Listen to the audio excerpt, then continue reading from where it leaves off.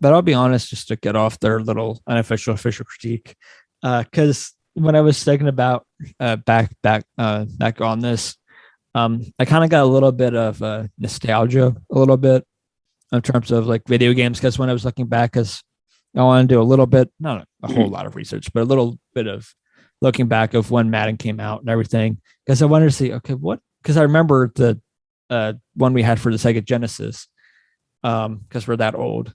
My family is that old that we had the Sega Genesis. We never got the Nintendo 64 or the original Nintendo. We were Sega Genesis. We started with the Super Nintendo. Yeah. Then we went to N64. Mm-hmm. GameCube. Then after that, our next one was actually not till the Xbox 360. So we skipped a couple game consoles. But for a while there, the only one we would play was Madden, Sega Genesis. And nice. I specifically remember a couple of Madden games we had for that for sure. I want to say we had NHL 96. We didn't have the original NHL 94. I know that, I think. Yeah. Don't quote me on that. And I'm pretty sure we still have the box downstairs. NHL wise, the earliest version we had was for Super Nintendo.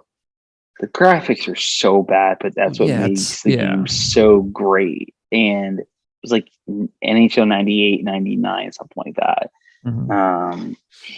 And then, but for the longest time, it was really the N64 was where it's one of the best games for N64. It was their baseball game. I can't remember which version it was, but it was a red cartridge. And I think it was Derek Jeter or some kind of Yankee on the cover, of course.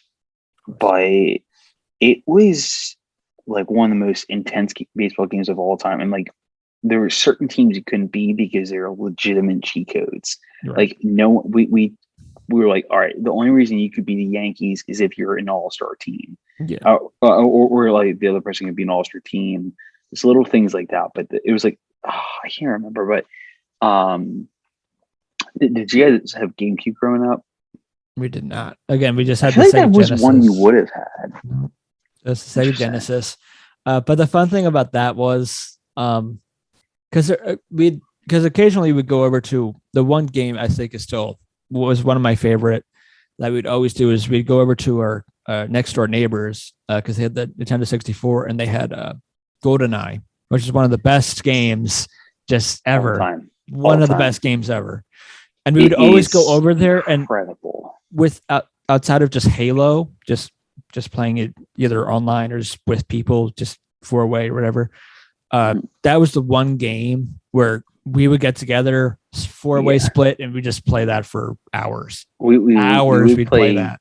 GoldenEye and for N64, Mario Kart for hours, and those two were because when he got this Sega Genesis, obviously, I was puny or not alive.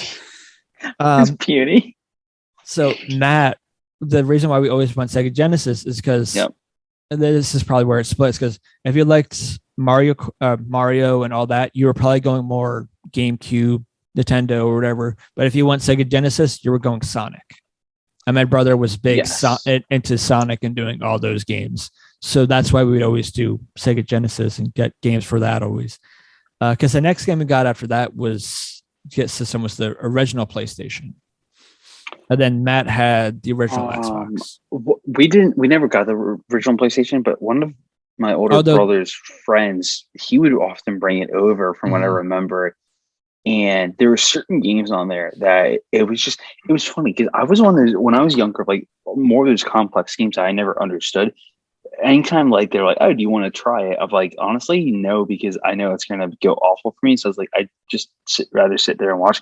And for whatever reason, sometimes I would just kind of prefer watching someone else play and just And for whatever reason, to me, it was just like it was just as like exciting or like just as like entertaining. I mean, it's kind of like I'll put it this way: it's like when we're all together and someone's playing GTA. Yeah. Like it's just kind of that group dynamic. You can make jokes, you can crack at the person playing or something like that. Pretty much, yeah. Siren. Yes, exactly.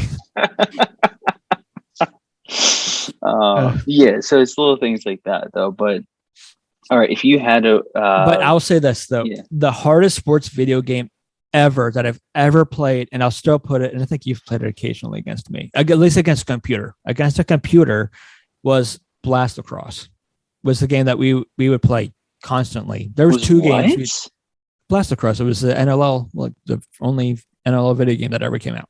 Oh, so I'm freaking tired. I thought you said like Blast Across. I was like, what the hell is that? No, that and we I have played that against you, I think. Yes, you have. But against the computer, because it would be so annoying. You'd feel like, oh, I'm gonna win this game. Yeah. And then out of nowhere, the computer would score like 3 goals, and then before you know it, you're losing. God damn it! I thought I was gonna win. Yeah, and it's just that. But there's one game, it just as a drink outside of Fall Guys, that just drinking game wise, if we're going nostalgia purposes outside of like playing Smash Bros or something like that, would be I think we had the original Mortal Kombat for Sega Genesis. And we would play, Mitch and I would play that like daily almost.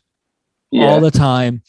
I would always be a Scorpion or something like that. Nice. And we would always just play that over and over and over and over and over again.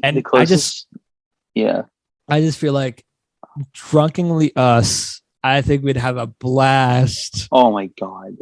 Fighting each other in that game. It would be awesome. The graphics aren't great, which would make it even better. But it would be, honestly, I think that would be the more hysterical part. It's just like, honestly,